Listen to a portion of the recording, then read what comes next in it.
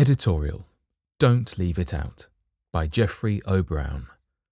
Jeffrey O. Brown, who holds a doctoral degree, is the Associate Editor of Ministry and an Associate Ministerial Secretary of the General Conference of Seventh-day Adventists, Silver Spring, Maryland, United States. My dissertation external examiner was a person of intimidating bearing. His large frame seemed to add power to himself and drain it from me. "Looking forward to doing business with you," he said. His greeting seemed more of a threat than a welcome. Somehow I saw him holding in his hand not my document, but a knife and fork, and the piece of meat on his plate was me. The defense seemed to be progressing well as advisor after advisor asked their questions. Then came my external examiner. With one sentence, I was transported from the center of the ring to the ropes. "I have no problem with what you've included," he said. "I just have a problem with what you've excluded." I had been told to go over my dissertation multiple times to ensure I knew what I had written, why I had written it, and where I had written it. The problem, though, was not what I had left in, it was what I had left out. Neglecting the abused. The children of Israel had left something out. During the period of their return to Jerusalem after being exiled in Babylon, Israel's external examiner told the people of God they had a definite passion for worship. They planned weeks of prayer, spiritual revival, and regular fasting.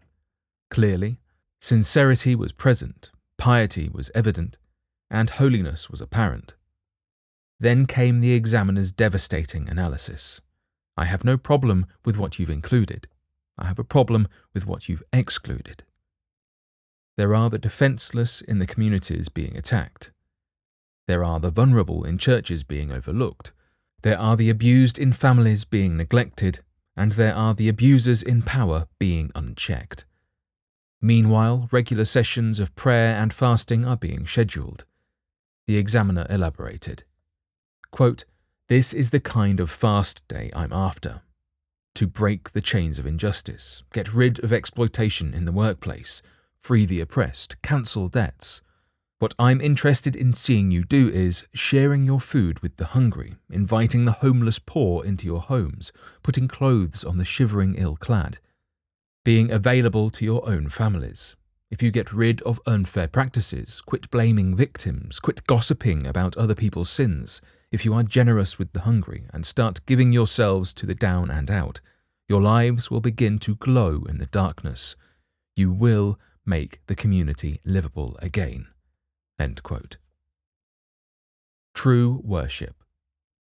God's external examiners have been consistent in their messaging. Quote, "The worship that God wants is this: caring for orphans or widows who need help and keeping yourself free from the world's evil influence. This is the kind of worship that God accepts as pure and good." End quote. This is true worship, central to the everlasting gospel.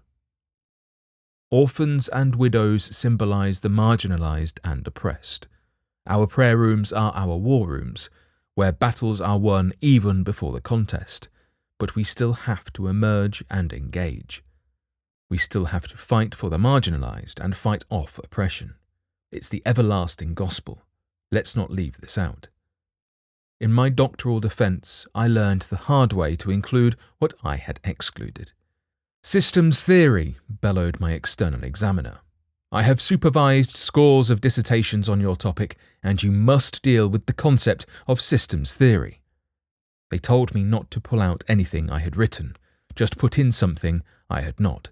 "Insert a section on systems theory," they said. "Then we think you will pass." Passion and compassion.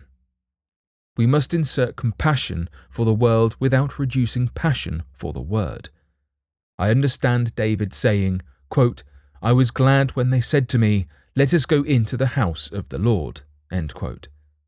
But I also hear Jesus saying, quote, "For I was hungry and you gave me no food. I was thirsty and you gave me no drink. I was a stranger and you did not take me in. Naked and you did not clothe me. Sick and in prison and you did not visit me." End quote. Our call is to go back to the altar and forward to the world. Our external examiner doesn't seem to have a problem with what we have included, just with what we have excluded. Pious postures must lead to compassionate conduct. Then, I think, we will pass. For the bibliographical and biblical references on this article and for much more content for pastors and church leaders, please visit ministrymagazine.org.